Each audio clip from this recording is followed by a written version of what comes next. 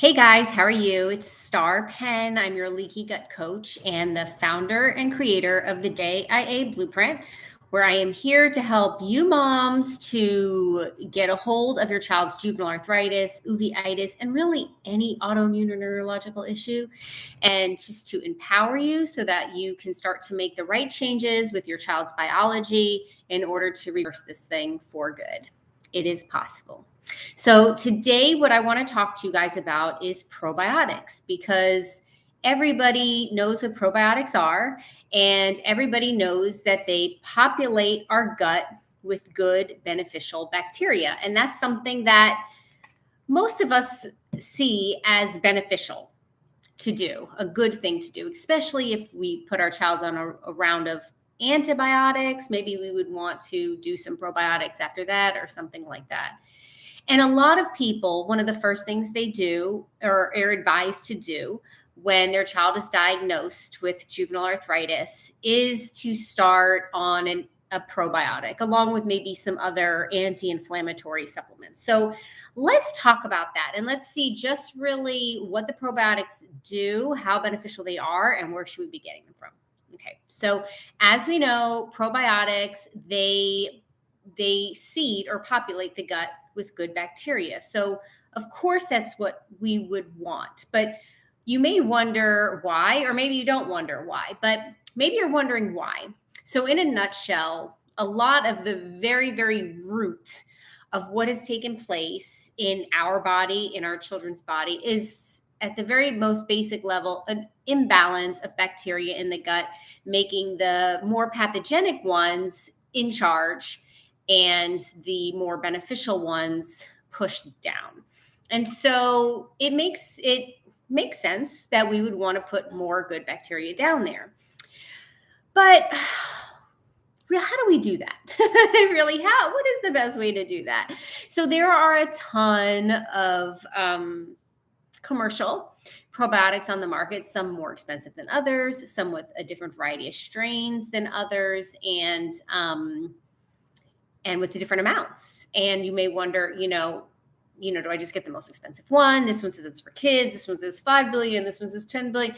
What do we do here? So we want to really take the approach, number one, like I always talk about, of we really want to be supporting the body and letting the body do the healing. And a lot of times what we do with supplements and probiotics and different things is we try to send like a bomb down there and we think, boom, like we just want a magic bullet, and that's not your fault. It's not my fault. That's the conditioning that we have, for, almost or about 100 years of, how to use medicine. So it's important to recognize that, yes, the body does need certain strains of bacteria and certain amount of bacteria. And a lot of these commercial products have a variety of strains. And I'm not saying not to use them. We can use a commercial probiotic along with all of the other things that we're doing to reverse our child's JIA. There would be absolutely nothing wrong with that. But we just want to keep in mind that these good bacteria, they're not the ones that are going to go ahead and fight and kill the bad bacteria, if that makes sense. There's other things that we need to do. We need to provide the body other things that are going to reset the balance of the good bacteria and the bad bacteria. And we also want to keep in mind that there's been a lot of damage done in our child's intestinal wall because of the bad bacteria. So we want to be doing things that are going to be reducing the bad bacteria, not just throwing a good bacteria at the problem. That's number one. And then number two, we want to recognize that there's a certain repair that needs to be done inside the intestinal wall in order for this good bacteria to even really have a place to thrive. So, it's like throwing a tomato plant in the middle of the desert. If there's nothing to latch onto, if it doesn't have a water source to keep growing, it's just going to lay there and eventually die. Now, if someone comes along and finds a tomato plant and eats those tomatoes, is that good? Yes, it's good. But we're not really doing anything for the real long term. So they are strains. They can go in the gut. A lot of times people might find that it either helped their child who was constipated, or maybe it even helped with diarrhea. It can do these things, but these are things that, would just be in that flash of a pan kind of a thing as we're putting it down there. Now, we can use a commercial probiotic and seed the gut and heal the gut and do all these other things. But what I really want to talk to you about is a way that we can provide an even more superior bacteria to our child's gut and to our own, and really start to heal the body. We want a multi-pronged answer, don't we? Don't we want one of those solutions that it's like a twofer, or, we get multiple benefits just from one thing? So let me talk to you a little bit today about fermented foods, cultured dairy, and things like that, things that we can be making at home that is going to give not just a much more wide variety of probiotics to our children, but it's also going to give a more potent dose. And we want to remember that these things are truly live. What we get inside a commercial product is something that's possibly lab made, not real, whole food, and something that's lying dormant, right? And needs to be brought back. So it's going to be a little weaker. Okay. It's going to be a little weaker in the end. And I always like to throw in there that although, especially the brands that we really love and trust, I really hope that we can believe every single thing on the label. I have certain brands that I love and I trust. But the fact remains is that the supplement industry is not FDA approved, and there is not any kind of monitoring on, the truthfulness of the things that are on the label. But what we do know the truth is nature. And there's definitely things that we can be doing and implementing into our child's body that is going to ultimately not just seed the gut with good bacteria, which we want, but some of these things are actually going to help reverse the actual condition of the gut and make the gut a place where this good bacteria can latch on, find a home, and thrive in there and continue to, really take over and be the dominant force in our children's gut. And if you've been following me for any time, or if you've been doing your own research, then you know that this is of utmost importance. And this really is the root to not just our children's ailments, but many of ours as well. So one of the things that we can do is we start fermenting our vegetables. Now, I don't know if this is something that you're familiar with. And in this video, I'm not going to get into how to ferment your vegetables. And I'm sure I'll have one at another time, but there's going to be tons of content out there for you to give you some tutorials on how to ferment your vegetables. So any kind of vegetable, with, believe it or not, it's just salt and water. A lot of people think vinegar is involved, and it is not. But salt and water in a vegetable, sealed tight in a mason jar, left on a counter for a certain amount of time, will produce a fermentation and release tons of microbes and delicious and healthy and vibrant probiotics. When you look at a $50 bottle, 30-day supply of probiotics, and you look at, a handful of pickles, or, a head of cabbage, which is really cheap, and just think of what, just the amount of good, healthy bacteria that you can grow in your own home. That's not just going to be less expensive, but it's also going to be superior to anything that you buy in a store. Again, does that mean you can't use the conventional ones? It kind of helps. No, you can. As a matter of fact, sometimes people put the conventional probiotic, they open it up and put it in their ferment to get it started. So I'm not saying not to take these other ones, but just that taking a commercial probiotic in and of itself is not going to get things going to the extent that we need them to, in conjunction with the other things we're doing to really start to repair the situation in our child's gut. So any vegetable can be fermented. Even your own ketchup in your house or your tomato sauce in your house can be fermented.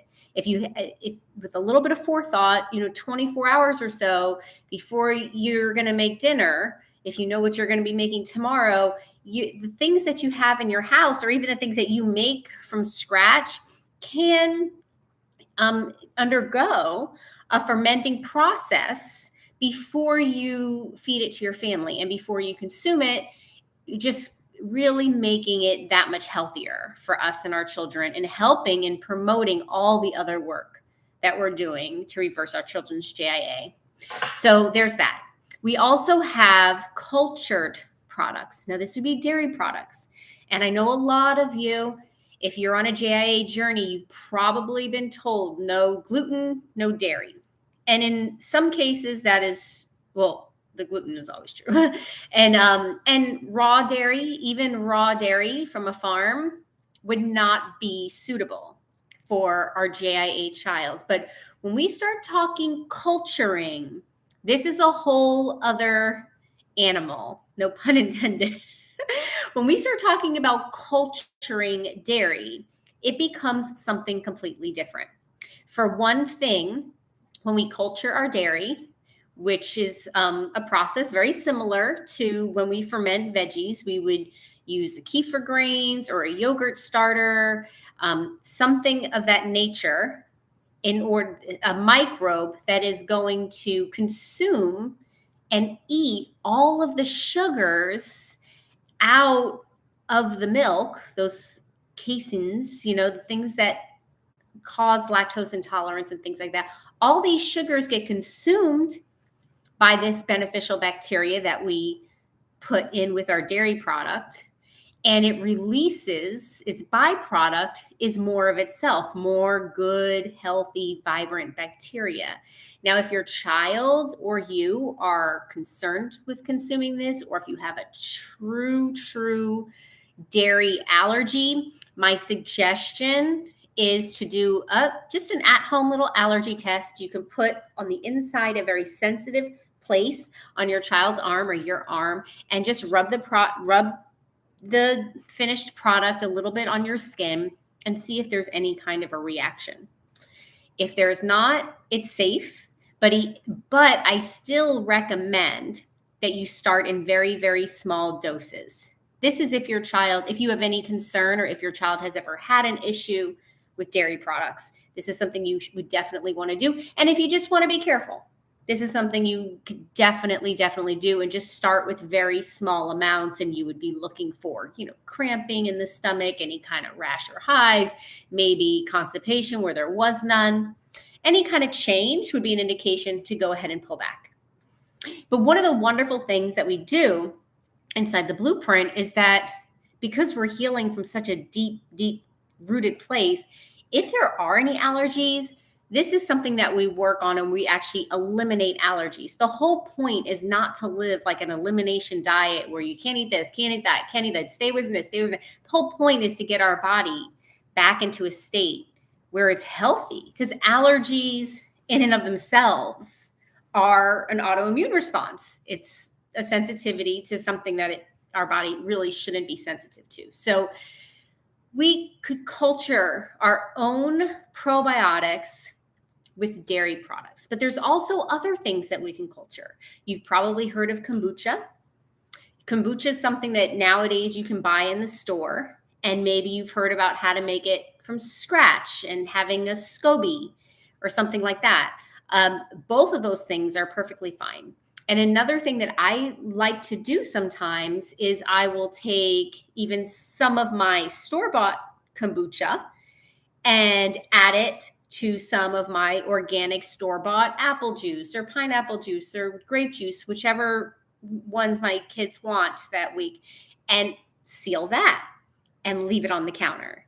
And that you'll grow an entire bottle of kombucha just by using a small amount of kombucha, because again, that good bacteria that's living in that kombucha is going to eat all the sugars out of the juice that you fed it.